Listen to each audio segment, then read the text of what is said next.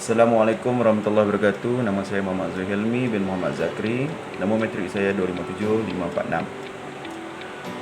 Saya akan membuat bentangan kumpulan yang bertajuk Unit Perancangan Ekonomi UPE daripada kumpulan kami, kumpulan Tangguh. Untuk pengenalan, setiap negara memerlukan penilaian untuk mengetahui tahap kedudukannya. Untuk mengukur daya saing sesebuah negara, pelbagai usaha yang telah dilaksanakan untuk membangun dan mencipta satu set petunjuk.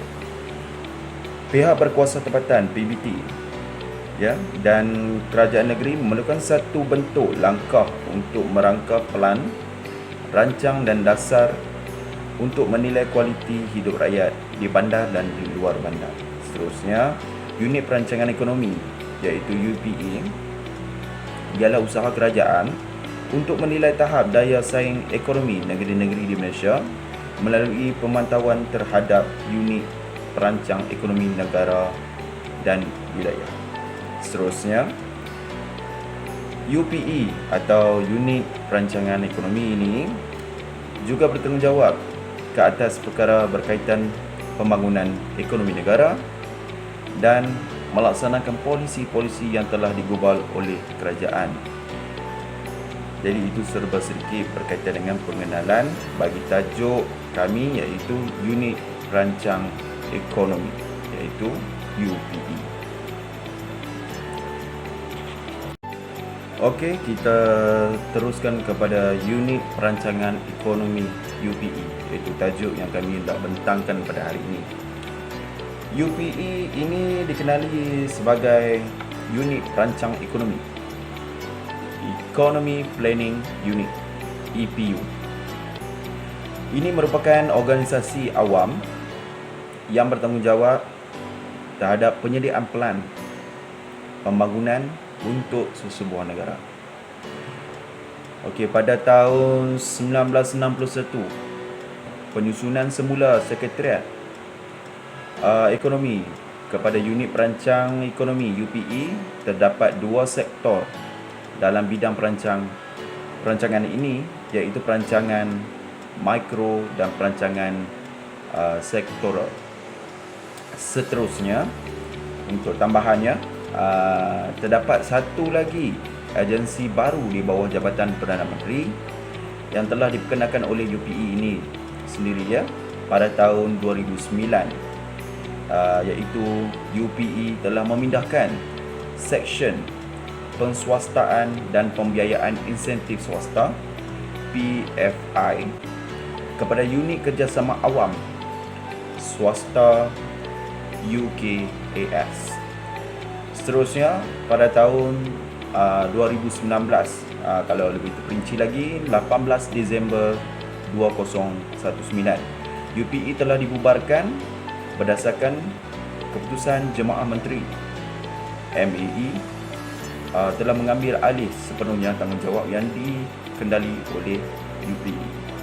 Seterusnya, iaitu akhirnya, pembentukan kabinet terletak di bawah Jabatan Perdana Menteri, manakala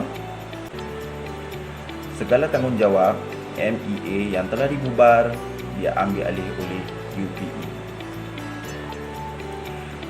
Justru berkaitan dengan pembentukan kabinet baharu yang pada tahun 2020, iaitu pada 10 Mac 2020, UPE diwujudkan semula untuk pembentukan semula UPE yang di mana terletak di bawah Jabatan Perdana Menteri yang sebentar tadi saya bagi tahu, dan juga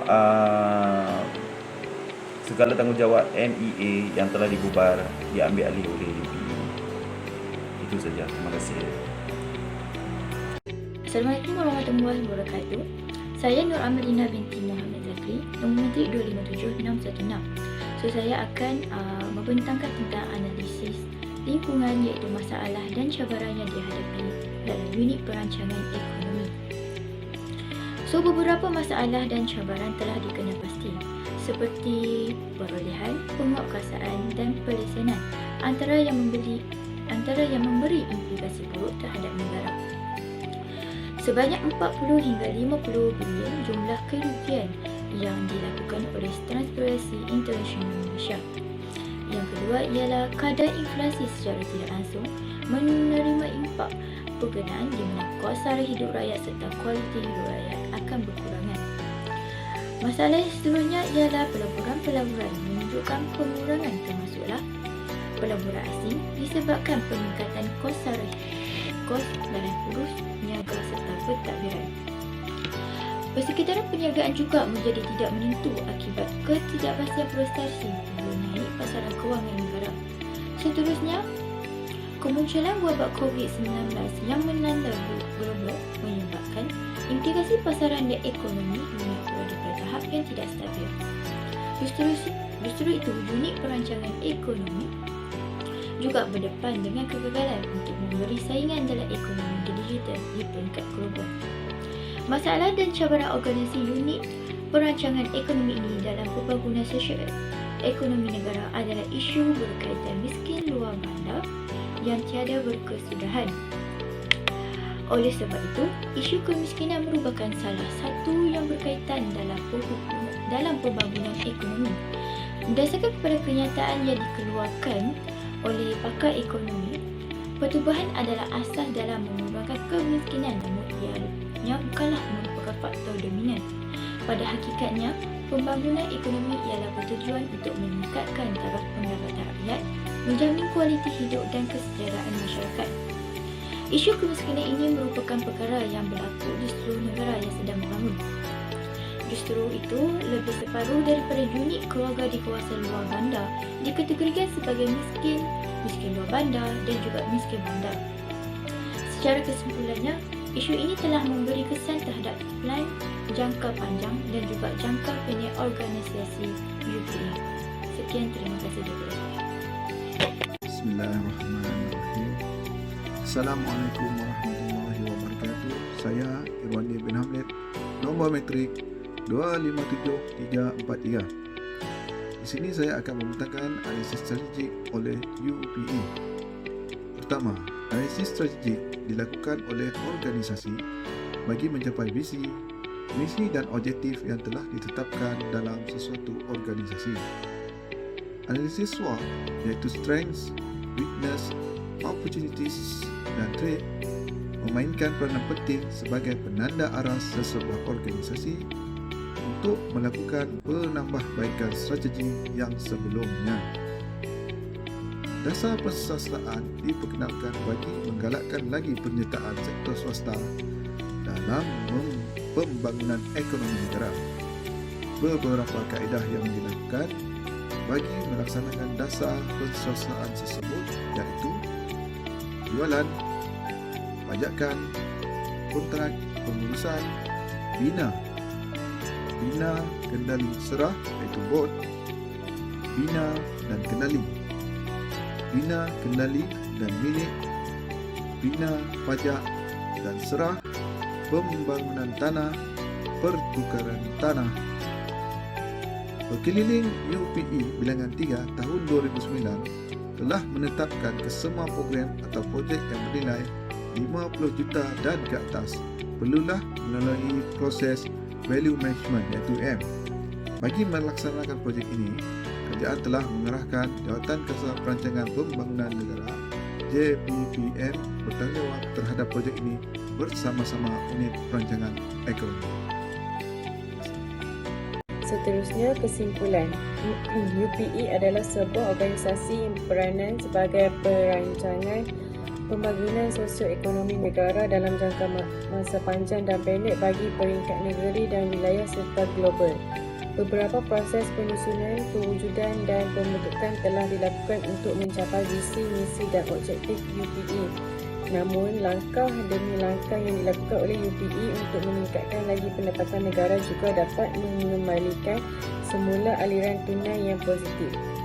UPE melakukan usaha pembangunan ekonomi negara adalah dengan merancang satu plan strategik jangka panjang berserta dengan pengurusan risiko yang kukuh supaya permasalahan ini dapat dibendung.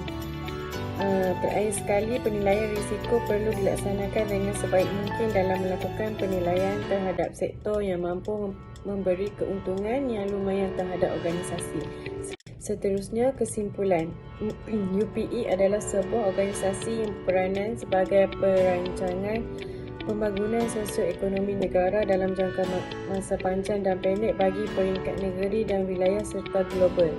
Beberapa proses penyusunan, kewujudan dan pembentukan telah dilakukan untuk mencapai visi, misi dan objektif UPE.